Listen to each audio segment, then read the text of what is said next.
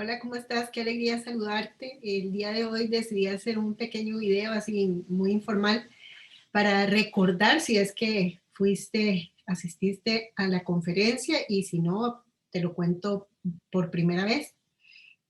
Desde hace 14 años, más de 14 años, tengo diagnóstico de síndrome de estrés postraumático. Durante todos esos años, una gran cantidad de ellos, 11 años y medio aproximadamente, viví o sobreviví con ideación suicida. Y durante todo este proceso y este caminar en el que yo hacía todo lo que me sugerían desde el punto de vista psicológico, todo lo que me sugerían desde el punto de vista social, todo lo que se me sugería desde el punto de vista médico, farmacéutico, toda mi adherencia a los tratamientos y demás, yo no terminaba de sentirme bien. Llegó el momento en que era tanto el asunto que yo dejé de cocinar en mi casa para guardar los cuchillos y todo esto, y la cocina se convirtió casi que en un elemento decorativo. Empecé a pedir mucha comida para que me la llevaran a la casa. Le dije, por supuesto, a mi familia que para ellos era supremamente duro escuchar algo como eso, ¿verdad? Porque yo me pongo los zapatos de ella y es muy doloroso pensar que un ser querido está pasando por una situación de esas. Y sin embargo, me dieron mucho apoyo, mucha comprensión. También se lo dije a mis médicos y ellos pues me ayudaron muchísimo. Recibí ayuda de un montón de gente muy profesional y principalmente muy humana. Pues estaba yo en esas eh, cuando de repente un día me dio una fiebre de 42 grados y para hacer el cuento corto, 3 días después me dijeron que tenía tuberculosis. ¿Verdad? Y en esos 3 segundos que el doctor tardó en decirme, Joa, tenés tuberculosis, me cambió la vida. Era totalmente en cuestión de 3 segundos. Inmediatamente uno empieza a pensar en mi familia, en las personas con las que he estado en contacto. Gracias a Dios nadie salió positivo. Em, y el médico me dijo, tenemos que internarte, pero resulta que no habían camas en aislamiento. Y como yo en ese momento, en mi casa vivía solo yo, pues me dijo, vamos a aislarte en tu casa.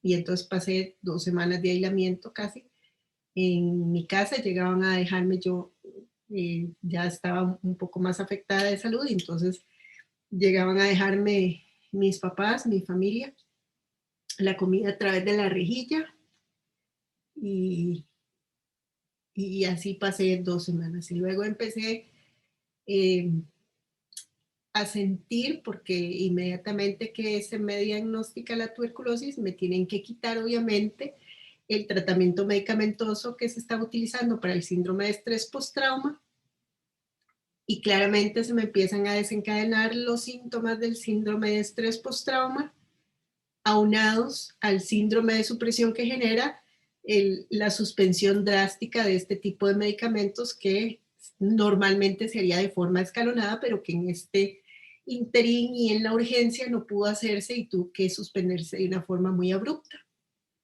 Entonces, ya yo estaba empezando a sentirme un poco mejor de la parte pues física, respiratoria, y sin embargo empecé a sentirme mal del otro proceso, ¿verdad? Que estaba empezando a descontrolarse poco a poco, cada día un poquito más, y también el síndrome de supresión derivado de esta suspensión drástica. Y justo al decir el día como 14, 15, después de haber iniciado tratamiento, eh, empecé con síntomas gastrointestinales excesivamente fuertes, empecé a vomitar el espíritu, nada me paraba adentro, llegué a dosis máximas de omeprazol, dosis máximas de antieméticos, empecé a perder casi 1 kilo de peso por semana y pues yo hacía cálculos y decía, así las cosas, si seguimos así, yo no voy a llegar a fin de año, ¿verdad? Porque uno siendo personal de salud más o menos sabe cómo va la cosa evolucionando. Y pues entonces hasta el momento me había servido muchísimo, pues digamos que hasta el momento me había salvado la vida la farmacéutica que vivía en mí, ¿verdad? Porque yo me repetía, bueno, te sentís mal porque no tenés serotonina, entonces come aguacate, come nueces, tómate los medicamentos, hacía ejercicio, ya todo lo que uno sabe que, que científicamente ¿verdad? Está recomendado para sentirse mejor. Y entonces digamos que esa parte, nosotros hijos del racionalismo, esa parte me ayudó muchísimo. Dos cosas me ayudaron a salvarme la vida. La primera fue la farmacia, indiscutiblemente, por mucho tiempo fue la farmacéutica que vivía en mí la que me mantuvo con vida, pero llegó el momento en que esto ya no fue sostenible, o sea, la parte racional ya quedó sobrepasada. Eh, entonces yo pues perdí la capacidad de autocuidado con esta pérdida de peso tan grande, tuve que dejar mi casa y trasladarme a la casa ancestral para que me cuidara mi familia. Yo no podía ni siquiera tender la cama. Llegó el momento en que me levantaba únicamente eh, como para ir a bañarme y regresar y apenas eso era lo que podía hacer. A las citas médicas, que eran muchísimas, me llevaban en silla de ruedas porque no podía yo trasladarme. Estaba con mucho peso. Yo haciendo el cálculo, era prácticamente un síndrome de desgaste. La gente me veía y cambiaba la expresión de la cara. Yo lo veía, la gente trataba de disimular, pero yo lo veía. Y bueno, estaba en esta situación con síndrome de estrés postrauma, con, ya había pasado el síndrome de supresión, por dicha, ya habían pasado pues varias semanas y el síndrome de supresión pues no había desaparecido por completo, pero había disminuido bastante y había aparecido esta situación de pérdida de peso, de no poder comer, eh, y me visita mi pareja de más de 13 años en la casa de mis papás y me dice que no puede seguir así porque no soporta verme de esa manera y que entonces terminábamos y se fue. Entonces me quedé de repente sin mi capacidad de autocuidado, sin la salud que ya tenía y que venía como conservando a brincos y asaltos. Eh, Perdí mi pareja, perdí la capacidad de alimentarme, perdí la capacidad de trasladarme por mis propios medios. Y ahí pues llegué a la segunda respuesta, la segunda respuesta, que es cuando ya se venció la parte racional de, de poder enfrentar esto desde la farmacia, pues empecé a indagar y a ejercitar la parte espiritual. Y recuerdo claramente que llegó un día en el que yo dije, hoy sí que me siento pero mal. Y al día siguiente amanecí peor. Yo, uy, hijo de mi alma, hoy sí que me siento pero terriblemente mal.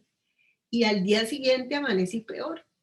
Cuando yo llevaba varios días así, me dije, no, yo no sé, primero si voy a llegar a mañana y no sé cómo va a ser mañana, si va a ser mejor o peor que hoy. Entonces mejor empiezo a ver lo bueno que hay hoy dentro de toda la dificultad en la que estoy pues envuelta, en la que estoy viviendo, la que estoy pasando. y voy a empezar a ver lo que sí tengo en lugar de todo lo que no tengo. Y entonces ahí empezó una transformación muy grande que luego, cuando ya pude recuperar pues un poco la capacidad de transportarme por mi propia cuenta, que no era tan grande, digamos que podía caminar 200 metros y ya eso era un montón para mí, pues en ese momento entonces empecé a llevar cursos y me llevaba mi papá, me dejaba en la entrada, yo caminaba de la entrada al aula y luego del aula al automóvil una vez por semana y eso era un esfuerzo enorme. Yo duraba el resto de la semana recuperándome de esa clase y sin embargo era un esfuerzo que valía la pena.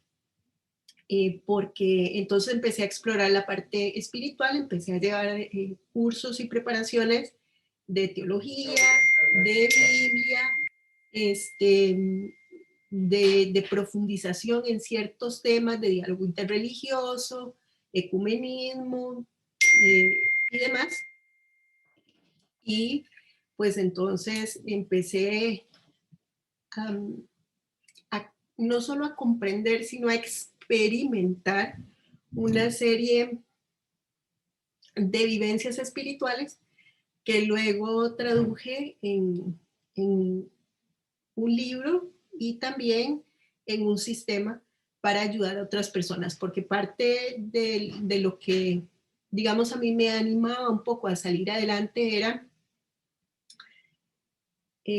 ¿para qué me puede servir esto? Esto que yo estoy pasando, que no se lo deseo a nadie que lo pase, y sé que hay personas que están pasando muchísimo peor, pero esto que yo estoy pasando ahorita tiene que servir para algo. Entonces, en aquel momento, pues yo no podía hacer mucho, eh, pero empecé a acumular una serie de experiencias, de vivencias, de conocimientos, de prácticas, de destrezas, de habilidades, y cuando ya tuve la oportunidad de recuperar una gran porción de mi salud, pues empecé a escribir, a estructurar para ayudar a otras personas eh, que están en situaciones difíciles. Yo comprendí en aquel momento por qué la gente se mata, comprendí por qué la gente busca el uso abusivo de drogas ilegales, comprendí por qué la gente pues termina sin saber qué hacer y alejada y aislada de los demás.